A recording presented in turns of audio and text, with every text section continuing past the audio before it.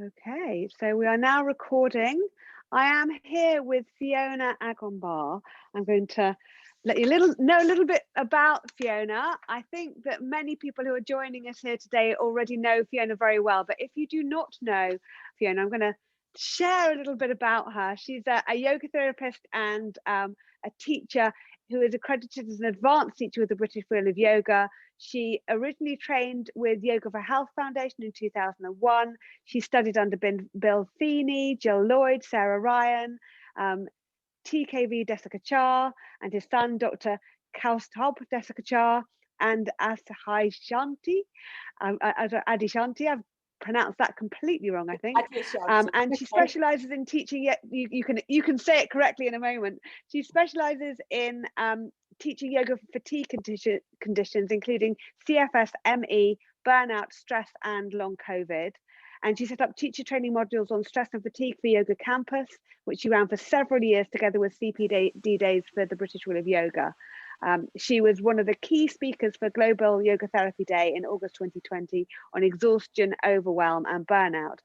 And she's also written the book Yoga Therapy for Stress, Burnout, and Chronic Fatigue Syndrome. And everybody who has signed up to come along to the Zoom talk today will receive a discount code of 20% for if you would like to purchase her book. I'm now going to pass you over to Fiona, who's going to give a talk today on yoga therapy for stress, burnout, chronic fatigue syndrome, and long COVID. Over to you, Fiona. Thank you so much, Julia, and thank you for organising this, and especially thank you if you're watching. I really, really appreciate it. Just to say that the outline of the talk is I'm going to talk a very little bit about me and my own kind of relationship with fatigue. I then want to look at kind of the spectrum of fatigue from stress and burnout through to severe ME, and kind of talk a little bit about how we define fatigue or chronic fatigue. I want to take a very quick look at some of the science which might be able to explain why we're seeing these conditions. I'm going to talk a bit about our culture because I think that's really relevant and how it sets us up for burnout and fatigue. And then I'm going to cover some of the yoga tools that help. And then after that, Julia's going to take a question and answer. So if you've got any questions, do please feel free to put them in the question box. I'm not going to be doing slides for this talk.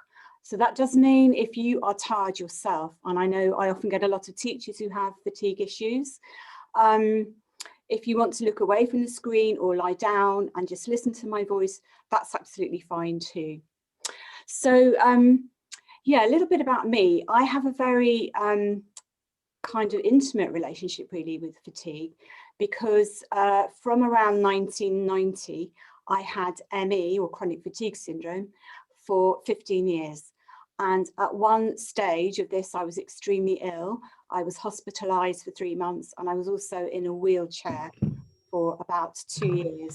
And I was so ill that I was unable to wash my hair or even make a cup of tea. I was extremely ill, which is how it does affect some people. I discovered yoga around 1993, and it completely changed my life. And although it didn't lead to a recovery immediately, it was a large factor in me getting better. So I'm going to be talking a bit about how we can apply yoga to these conditions later. I then, after my full recovery, I started teaching. I wrote a book, Beat Fatigue with Yoga. I started taking people with fatigue conditions away on retreats. And I primarily was working with people with ME and chronic fatigue syndrome. Unfortunately, I got bitten by a tick when I was teaching in Turkey in 2011, and I then went on to develop Lyme disease. And that has quite similar symptoms. So the fatigue returned. My husband then got cancer, and I spent 5 years nursing him. So I've continually found that yoga has helped me so much. So I now am pretty well. I'm able to work, but I do have to manage my fatigue, and I do have to pace myself. So that's just a little bit about me. And just to put everything in context, I'm in Hampshire at the moment with my mother. So I'm speaking to you from my mother's house. I'm spending lockdown with her. As Julia said, I trained originally with the Yoga for Health Foundation, and then in 2008 I trained under Sarah Ryan in the Krishnamacharya tradition. I trained as a KHYF teacher, so I was lucky enough to spend some time with Desikachar studying the Yoga Sutras, and I did a Pranayama course with him. And so I'm now a yoga therapist in that tradition. So I want to kind of kick off by asking the question, how do we define chronic fatigue? And I spent about 8 years researching my book, my latest book, Yoga Therapy for Stress, Burnout, Chronic Fatigue Syndrome. And this is a really thorny question, because when I had ME, people with ME were really kind of adamant that my fatigue is really severe, it's different from anybody else's, and it's very physical. That was kind of the narrative at the time. As a yoga teacher, of course, we're taught, we learn that, you know, it's nothing's physical or mental. We're looking at the whole system, and that we're not necessarily labeling disease either. We're working with a person rather than the disease. But I came to the conclusion with all the research I did that fatigue, or chronic fatigue, and I didn't use the term chronic fatigue, is really on a spectrum. And at the lesser end of the spectrum, we have maybe chronic stress leading to burnout, where people maybe still can work, they still can function, but they are very exhausted. And then within the kind of middle of the spectrum, that might include the fatigue that you get from all kinds of conditions, such as fibromyalgia, Lyme disease, which I've mentioned, post-Gulf War syndrome, Parkinson's, cancer. All these kinds of diseases might have a chronic fatigue that goes with them. And then at the more kind of severe end of the scale, we're talking about ME, which stands for myalgic encephalitis, and that's also known as chronic fatigue syndrome. But to make things simpler for this talk, I'm going to refer to all of these as chronic fatigue. And in a while, I know some of you are interested in what I'm going to say about long COVID. I'm going to kind of explain where I see that within this spectrum as well. So just to kind of give some historical context, in 1975, Herbert Freudenberger coined the term burnout, and he said that this describes the system as being depleted of energy and that we're usually running a chronic stress response. Chronic fatigue is usually defined as lasting longer than 6 months, but interestingly, long COVID is usually considered to be a condition where the symptoms after COVID last longer than 3 months. So I want to now come out, you know, I'm talking about this being a spectrum, but I want to look at some of the symptoms, because all these different conditions have similar, that, you know, there are some symptoms that they have in common.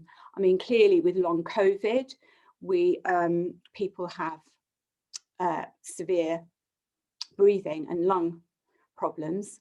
So that is not something that other conditions might share. Equally, somebody with Parkinson's might have shaking, that is not something that other conditions might share. But I'm just going to kind of talk through some of the symptoms that people with chronic fatigue will have in common. So it's usually, there will be periods of total exhaustion. And again, this is on a spectrum. Some people won't even be able to function or work, depending on how severe their exhaustion is. But this is the kind of exhaustion which will have relapse and remission periods.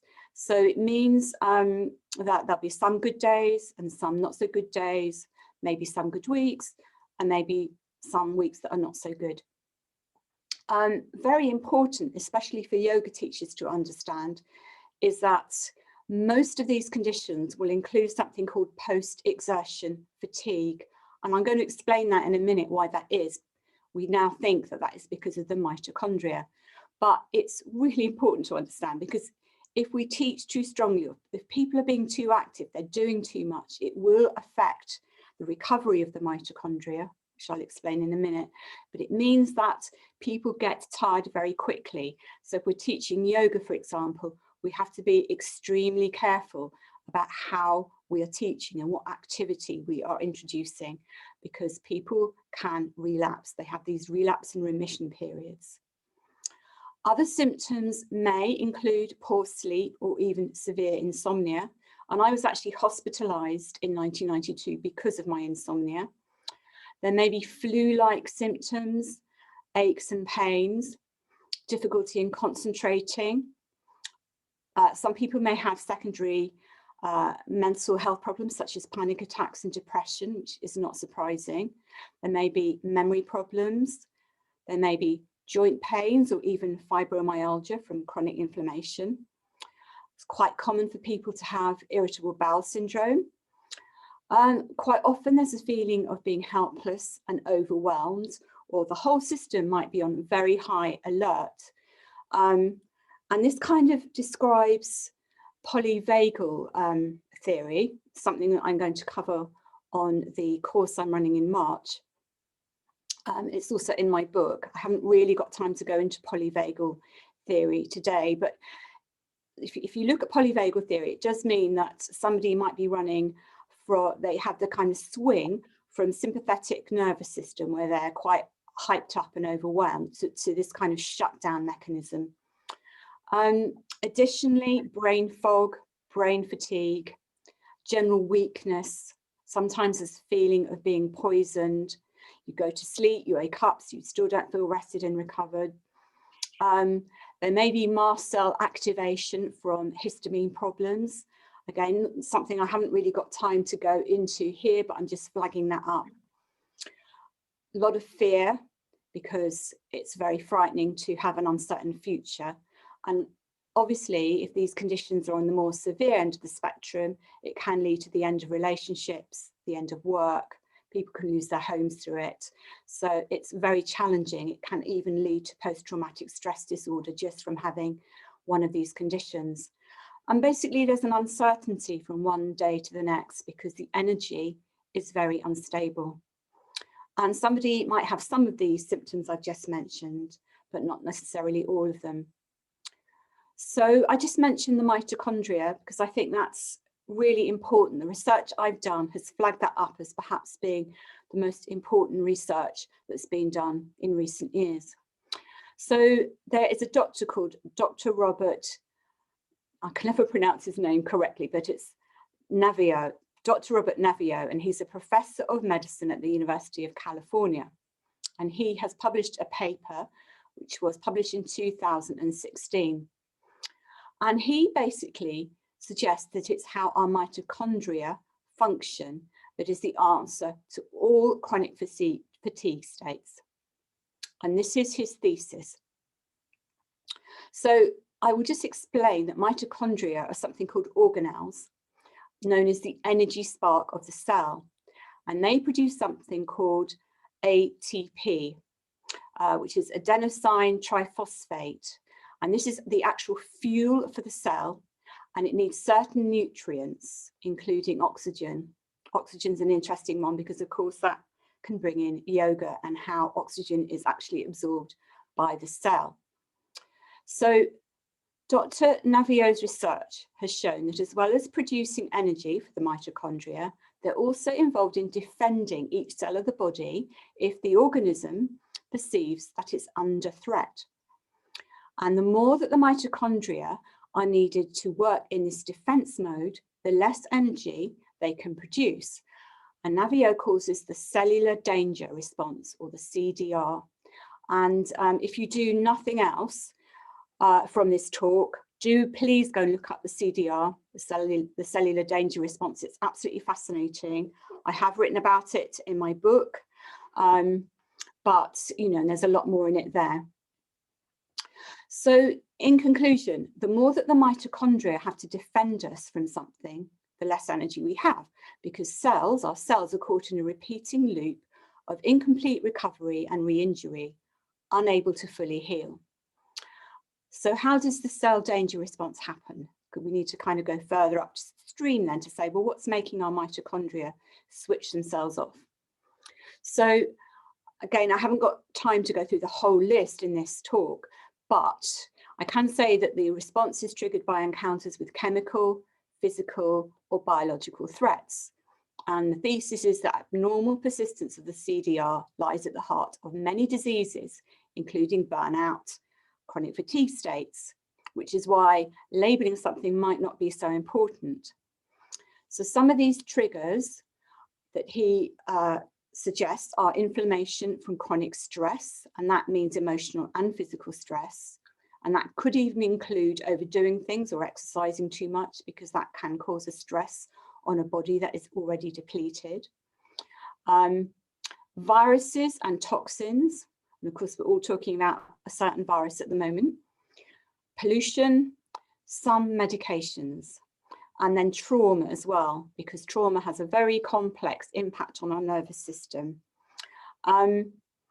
And I just want to say that many doctors and institutions are now agreeing with this thesis. And I'm thinking here of the Optimum Health Clinic, which do fantastic work with chronic fatigue states.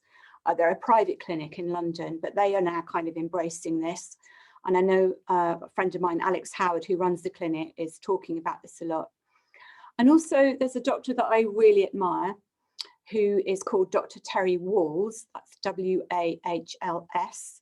Some of you may have heard of her because she is quite well known for curing herself of MS by following a very strict diet. And she has a book out called The Wahls Protocol.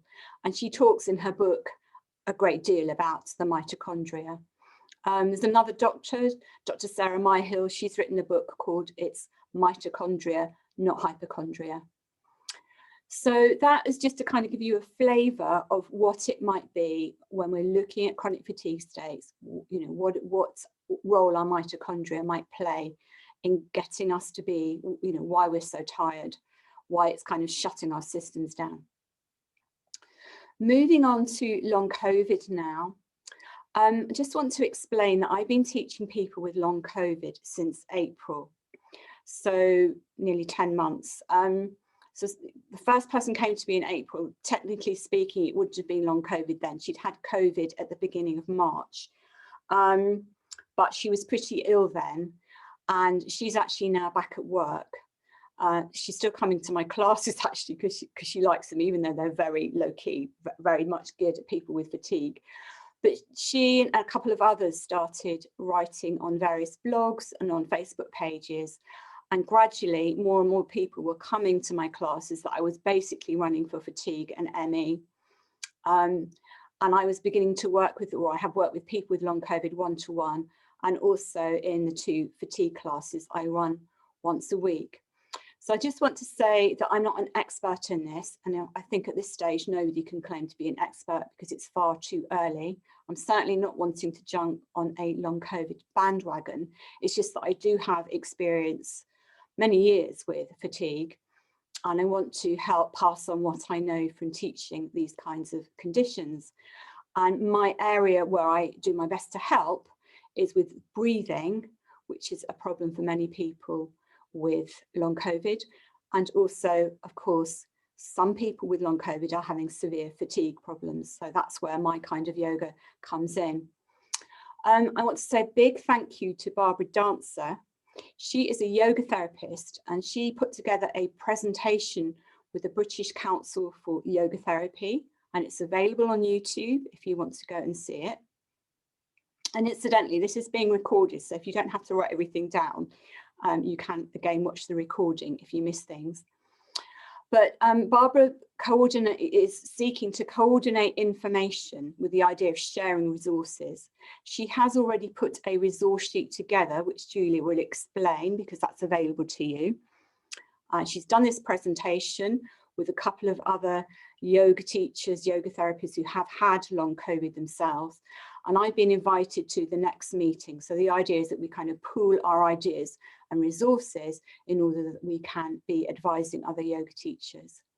But from the information that Barbara's passed me, it seems that there are 1 in 10 people, potentially, 1 in 10 people who have COVID may potentially develop long COVID. And that's from the National Office of Statistics. Now, we don't know how accurate that is, but it does seem that it's potentially a lot of people, which completely breaks my heart, because having been through my own journey of ME and working with people with ME, I don't wish this, you know, on anyone. And I really, really hope that those of us who've had ME can pass on all the help and love and what we have learned so that people can get better more quickly. But, you know, as of the moment, there's very little published data.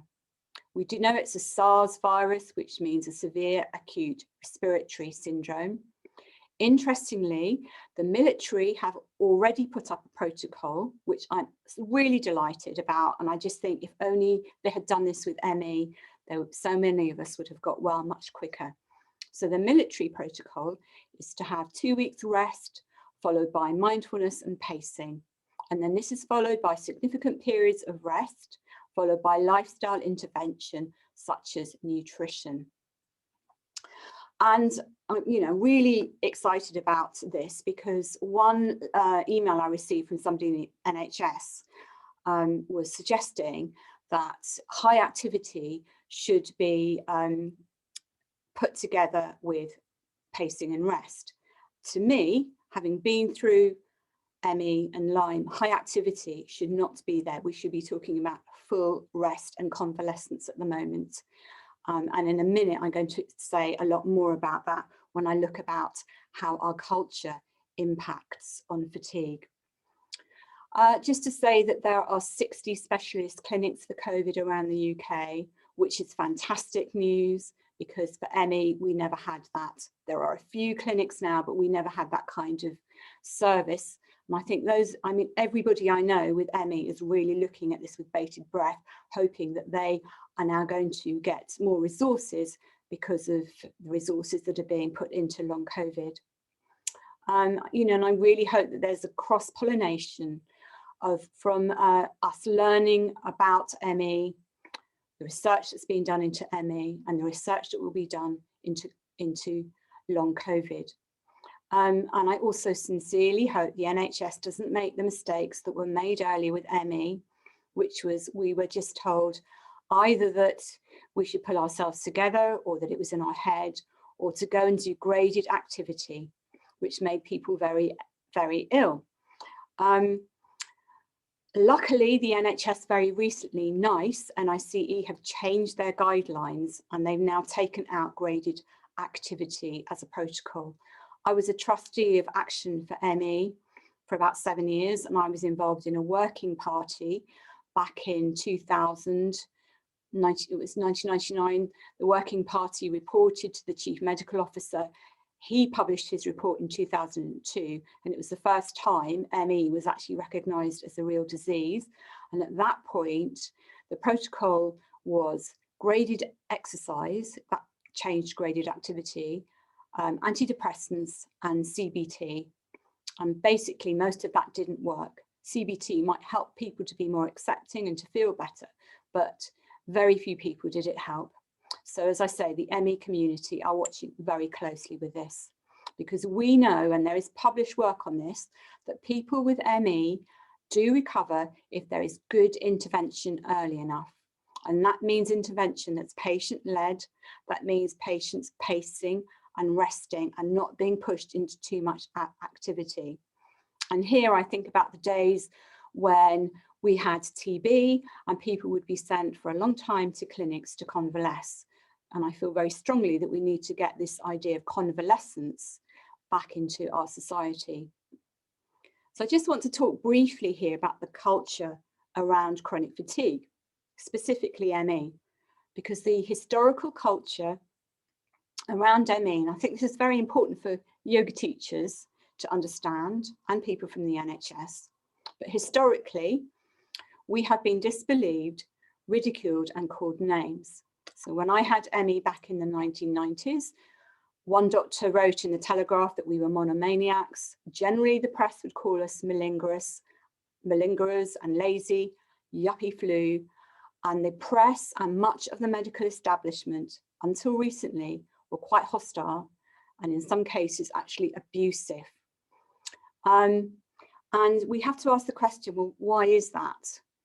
And it's really because that fatigue is not something which is particularly respected in our culture. And we may be perceived as being lazy or worthless. So we distrust the idea of self-care or resting or taking breaks. We are meant to, in this culture, have grit. And I often think the word for gaslighting was invented for those with ME and CFS. So it has been very toxic until recently. And I emphasize this for yoga teachers because people kind of have an extra trauma coming to you when they have these conditions, because in many ways the stigma is as bad as the illness. People with ME may have a sense of shame, they may feel marginalized, and then consequently they struggle to pace and rest, something I see a lot in a yoga class. And I have a Facebook group for people who come to me, and I asked them recently, I said the treatment was not very good from the NHS in the 1990s. Is it better now? And it was a very mixed bag. Some people said I've had good treatment, or the individual doctors or occupational therapists have been very supportive, but other people were still saying that they were perceived as being lazy or malingering or just misunderstood. So, I think we cannot look at fatigue states, including long COVID, without considering what our culture is set up to be, because people are not going to recover unless they feel that they are able to take the rest that's needed. I mean, really, we have a type A society, which encourages to push through, and this encourages us to burn out. We put work first. We, even in our social lives, we may be pushing to, fit so many people into our weekends and to host the perfect dinner party or whatever it is. So as I just said, we find it very difficult to pace, to rest, or to self-soothe. And consequently, the kind of push-crash scenario is very common among people within this spectrum, because people will push to overdo things. This is because we're valued for working and for being productive. Success is seen as something that is financial. Success is seen as something that is about doing and achieving. And I believe that, we need to be questioning this as a society. Obviously, we're in the middle of a pandemic, we're in the middle of lockdown, and obviously things are not going to change overnight.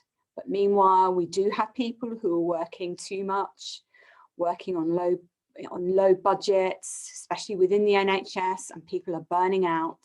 So I hope that we, with this reset, that things can begin to change, that we can begin to prioritize our time out, because we do have a culture of overwork, which we didn't have 70 years ago. And although clearly viruses and toxins play a very important part in triggering fatigue, it's not necessarily that which keeps us in that pattern. So, at the very least, we need to bring in the concept of micro breaks. We need to prioritize rest and relaxation, deep relaxation. Otherwise, we are going to get sick. And this is reflected in how society is now. In the course that I'm running in March, and then we're going to be making the videos available to buy, I will be talking about certain patterns of behaviour which kind of relate to what I've just been saying. So I do see with the people I work with, and I certainly relate to this myself, that there are certain personality tendencies, and in yoga we call this avasana, the tendencies. And these might include lack of self-compassion, poor boundaries, somebody who puts other people first, a pattern of striving, pushing, achieving, perfectionism, and all these might kind of interfere with recovery. So I want to now kind of move on to just say something about yoga. And again, just to say that in yoga, we're working with the person and not the disease, and we're seeing the person as a whole system. So clearly, a one-to-one approach might be best for those of us who are yoga therapists, but that is not always possible. And certainly I know that in my general classes for fatigue I'm running, people are being helped with them. So sorry, I'm just looking at my notes here. So what we're looking at from a yoga point of view is to dampen the sympathetic nervous system, soothe the system, and really engender a feeling of being safe, relaxed, and present, and actually to establish a connection to the body. And I think, you know, we maybe as teachers have to change our perception of yoga to something that is not asana based, but is something which is completely relaxing. It's not exercise based. And certainly I've learned in the last year, I mean, I always used to think that I taught very gently, but I was mainly working with people on retreats. And I now realize those were people with ME who were well enough to get onto retreats and could come to me. Now I'm working on Zoom. I'm actually working with people who sometimes are so ill, they're bed bound, so they're actually working from their beds. And they have given me the feedback on my Facebook group that they want me to do not too much movement. So a lot of what I do is not asana based. I'll explain in a minute what it is I am doing. So in yoga, yoga is actually about a system of energy. So it's about prana. My teacher always says that it's a cultural misappropriation if we only focus on anatomy and physiology or published trials or science, because classically that's not what yoga is about. So we need to kind of switch and think about how we are helping prana to flow. So if we see another definition of yoga as about the mind being less hectic and distracted, then we need to kind of utilize this flow of prana to help the mind to be more focused. Because when the mind is dissipated, it's incredibly exhausting. So yoga is partly about understanding the restrictions to prana. In Sanskrit, the word for that is a grunti, so where these blocks or knots might be and how we can soften those. It's also about how we understand the whole being. So one concept, the way we see the whole being in yoga is called the Panchamaya. In my tradition, it's called the Panchamaya. In other traditions, it's known as the koshas or the Panchamaya koshas. I haven't got time to explain this system today, but just to say that in yoga, we see the system as having 5 qualities or layers. The physical body, the energy body, the mind body, the higher mind body, and the emotional body. And we're working within that system to help energy, to help prana to flow more effectively. And this is very different from a Western model. And this is where I think we might need, it's helpful to come away a little bit from anatomy and physiology and science and to revisit how yoga science, actually how yoga sees the being. So in a yoga class for fatigue, I'm encouraging my students to learn to pace, to slow down, and even to maybe see the roots of our patterns, something I'll explain how I will do that on the course that I'm running, and how we then take that off the mat. It's about being present in our body, feeling safe in our body, and for some, it might even be seen as a system of spirituality. So the kind of tools I'm using, I've already said, will not be asana so much. I'm using deep relaxation, somatic practices such as touching, holding, grounding, noticing the relationship of the body with the floor, working a lot around Muladhara chakra, the base chakra.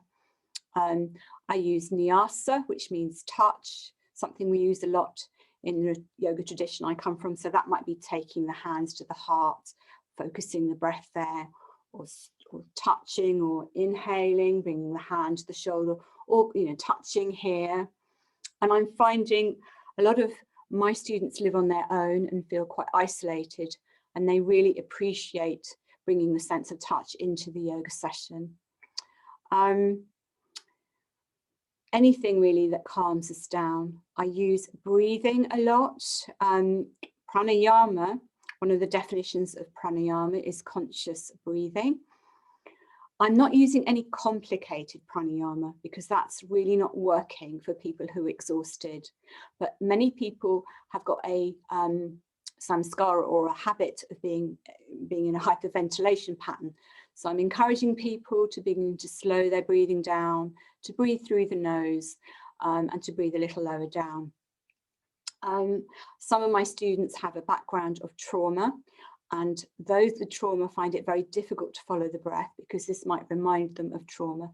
So I also work on giving people a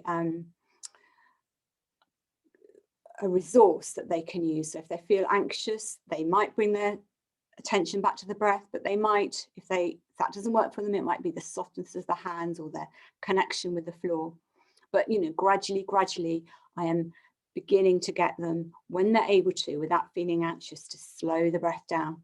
And of course, we can do that with movement too, you know, inhaling, exhaling. So all these kinds of things. I also use mantra, which in my tradition is considered one of the most vital tools in yoga. I noticed that when Barbara Dancer, who I mentioned, did the presentation, they were talking on that, saying that they found chanting didn't work. I would agree with that. Chanting's too long and too complicated, but I do use simple mantra for those that want it. I have people on mute. They have the choice whether they chant 1 or 2 words or not. And it might be something very simple like Shanti, Shanti, Shanti, which helps with the breath and the focus.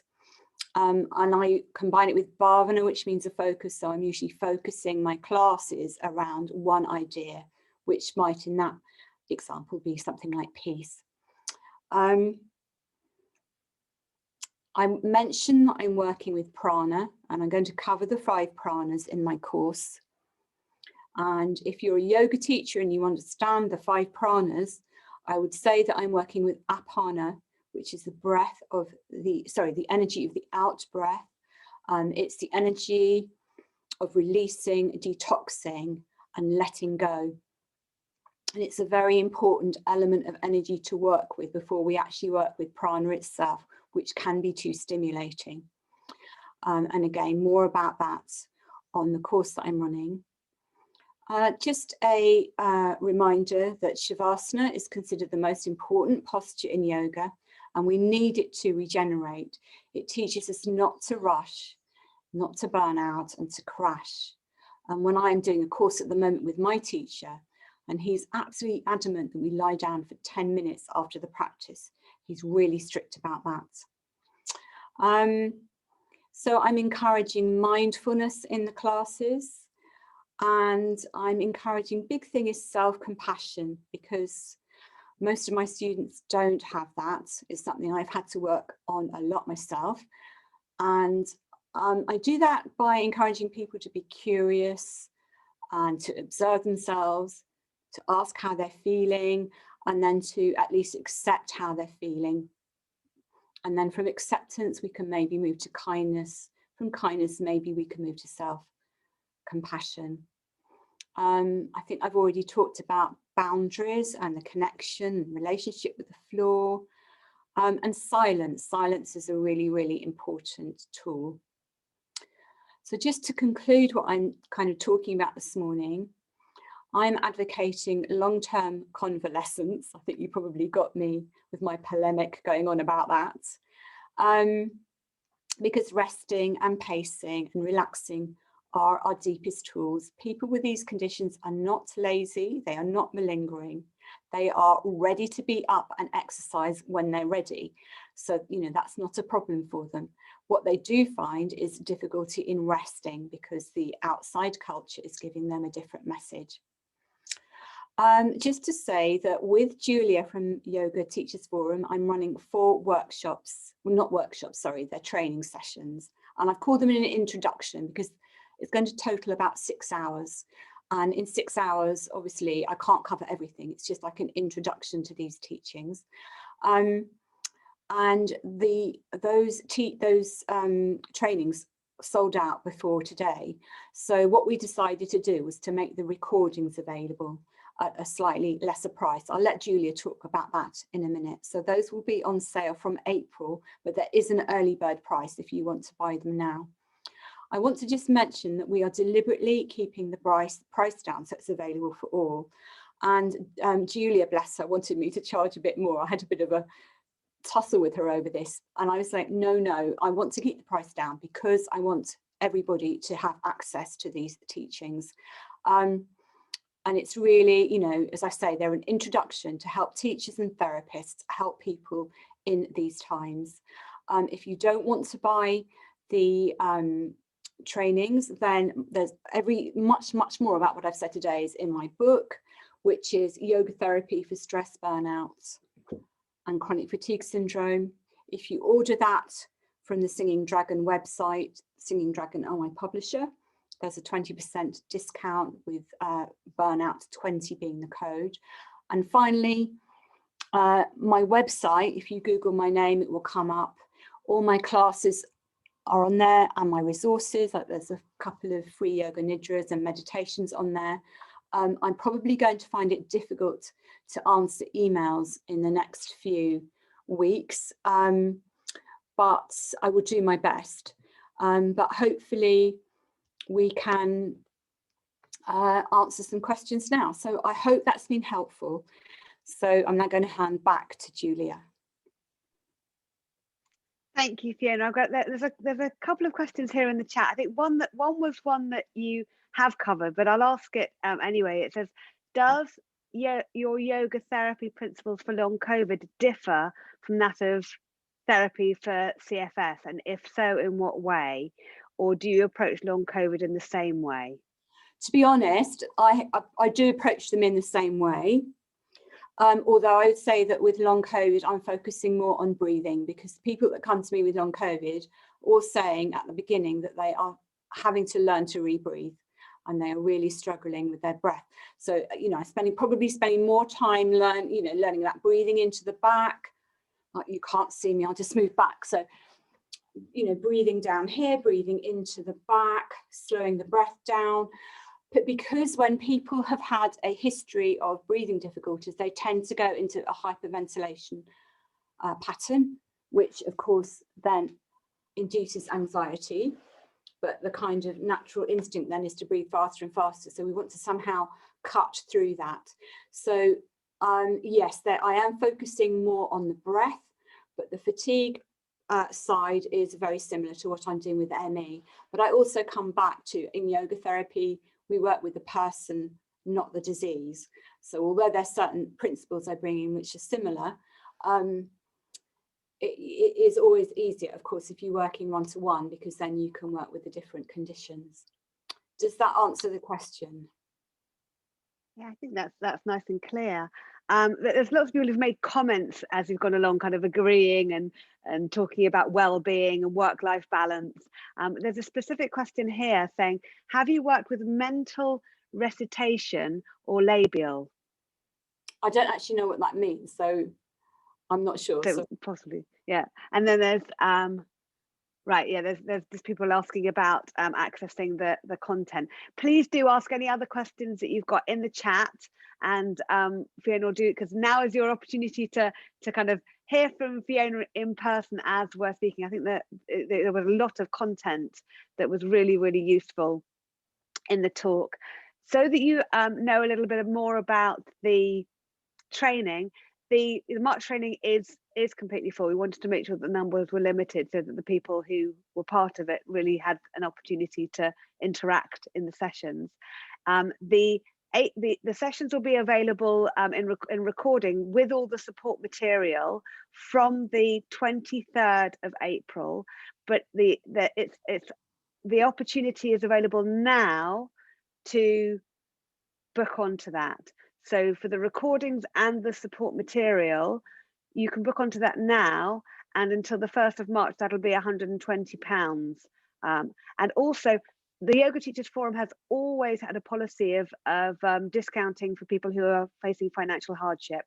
So these 1-hour talks are free to everyone, and the trainings, there's opportunities to receive discounts for financial hardship. So I've just given a whole load out for the chair yoga training that Richard Kravitz is running.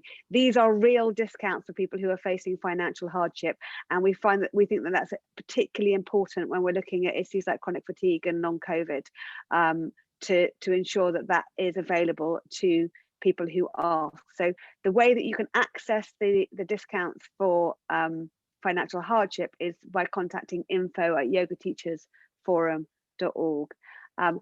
A little bit of detail about the content of the training is there'll be 4 sessions.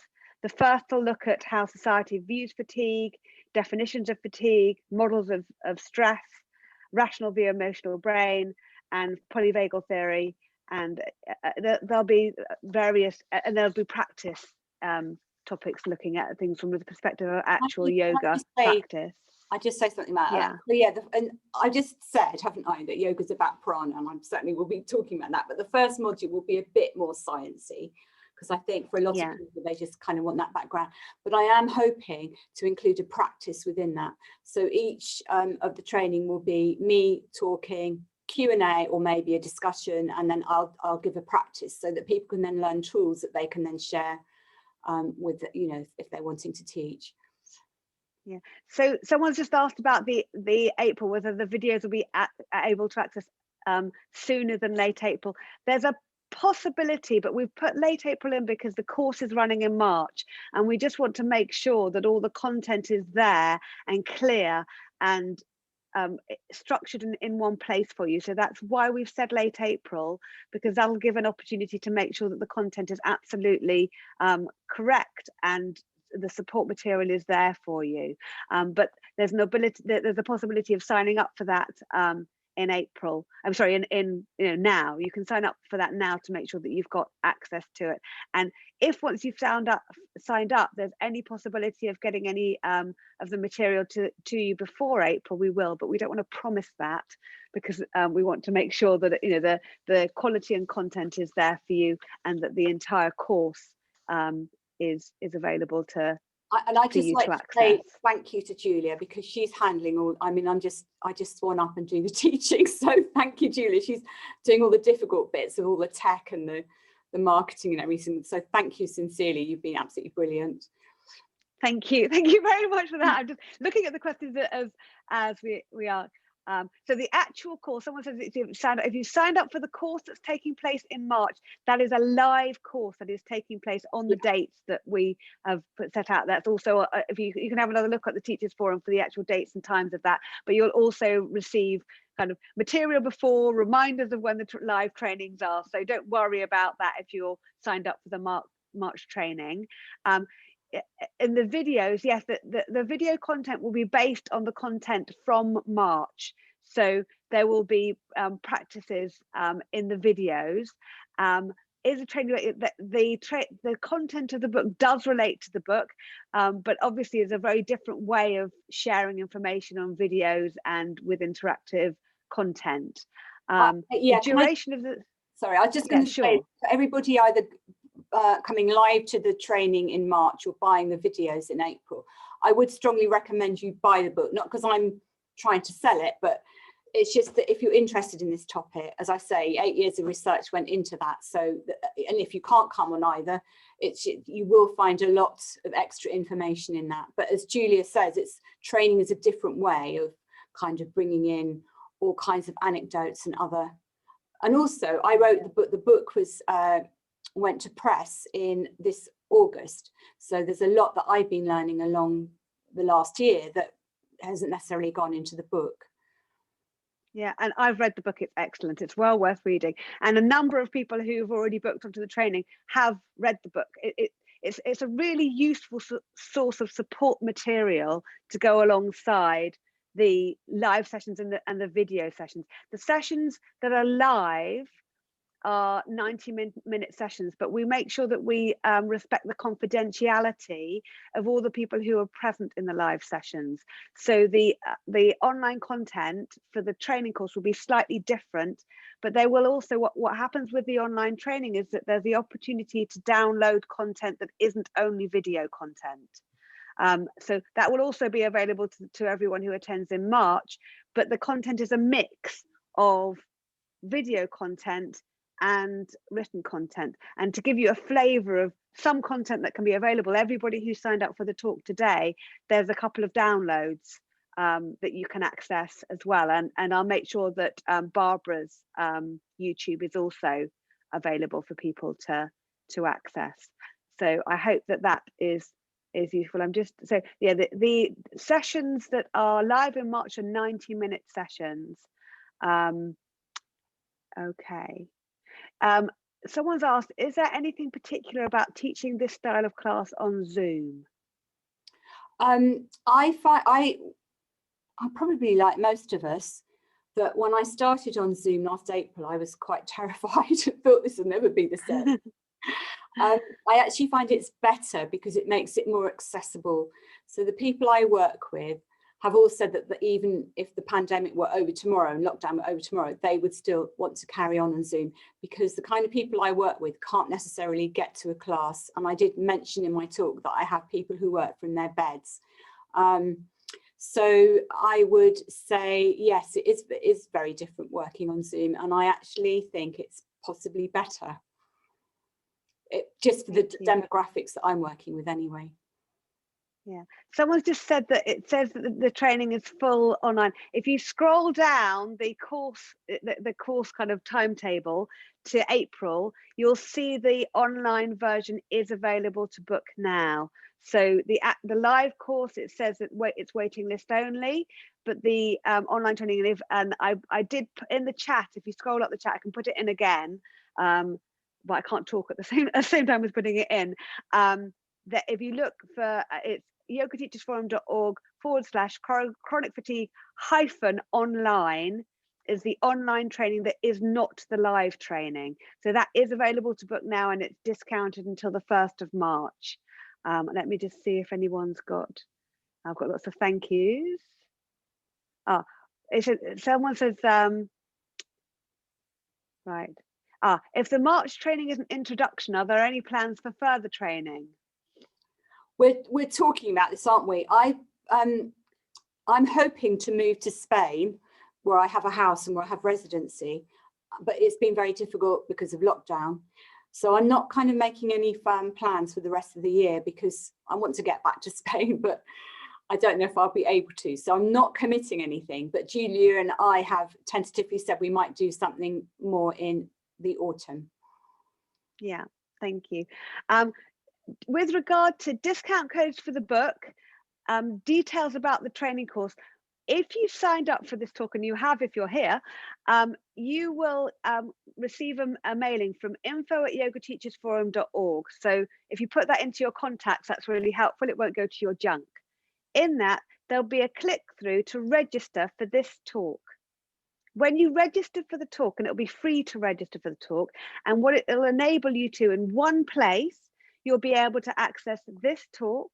You'll be able to access the support material that Fiona has discussed in this talk. There will also be a discount code for the book, and there'll be access to booking the online training. So you don't need to write anything down now. It will all be, if you register for the talk, that material will be available to you. You'll see a little, you'll click through, you'll find out a little bit about the platform that we've put all the information on, a little bit about Fiona, and then you'll have access to the talk. And in that, underneath the video of the talk, there will be the links that you can click straight through to for all the information that you might require. I hope that that's nice and clear.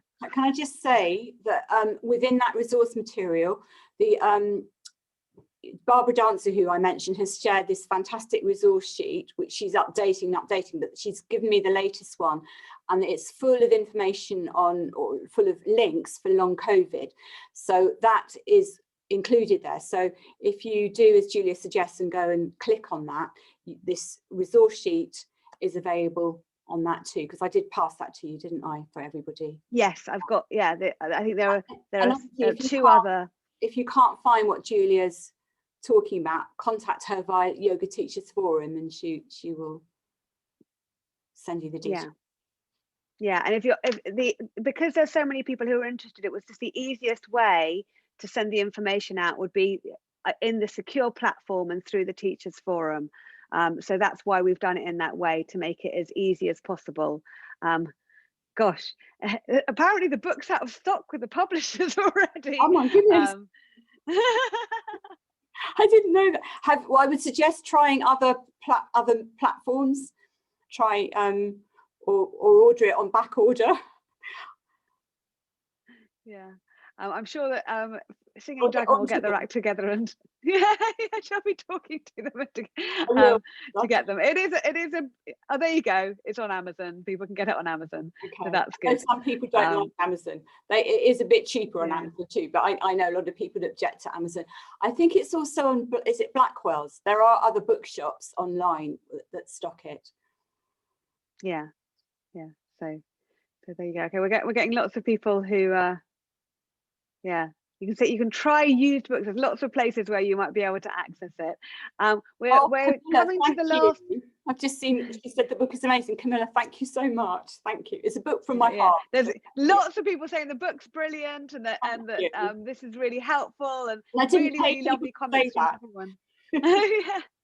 I've skipped through. I was going to send you all the comments afterwards. Yeah, I've skipped all the very interesting, useful, helpful, just to see if there are any more questions for people. I appreciate that, because Julie knows I'm quite nervous about this. It's nerve-wracking. I've done talks to lots of people. It's nerve-wracking doing this.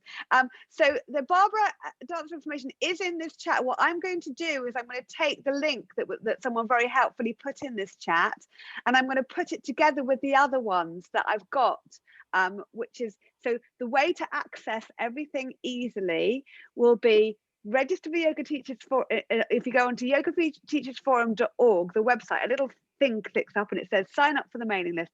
Sign up for the mailing list, then you will receive a mailing from me very, very soon, which will have all the content that we've been talking about in the talk available to you, together with a link to the April training and the discount code, which may not be very useful at the moment from Singing Dragon.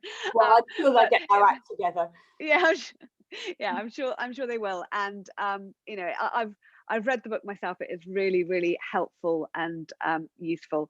So we've got 3 more minutes. Any final? I would like to say that with my book, I want to give a shout out to my dear friend Leah Barnett, because she contributed to it as well.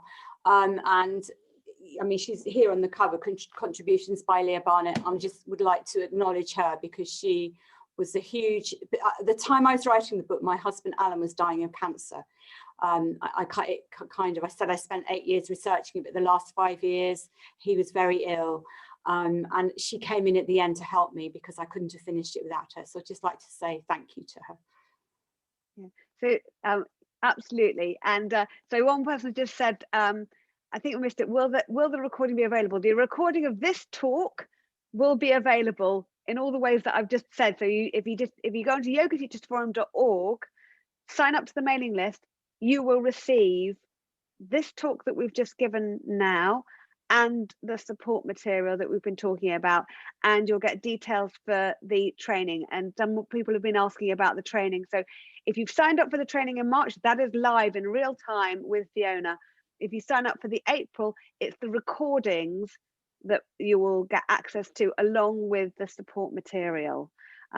Thank you for everyone's lovely comments. I can see lots of lovely yoga teachers that I know really well. Thank you all so much for being here. Thank you, Julia. Yeah, it makes a huge difference when we run these live talks. The reason why we invite everyone on Zoom is because it makes a massive difference seeing real people's faces that we're talking to, rather than kind of talking into the ether.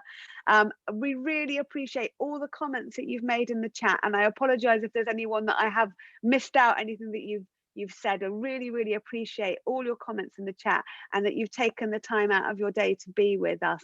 And I just wanted to pass over to Fiona for any final comments that you'd like to make, Fiona.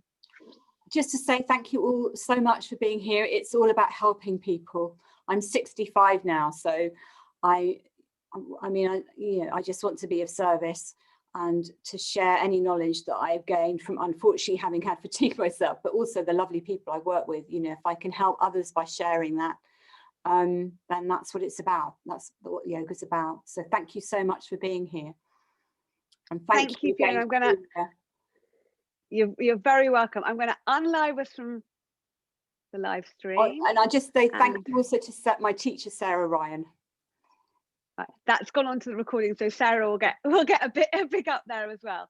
So thank you everyone for joining us today. I'm going to stop the recording.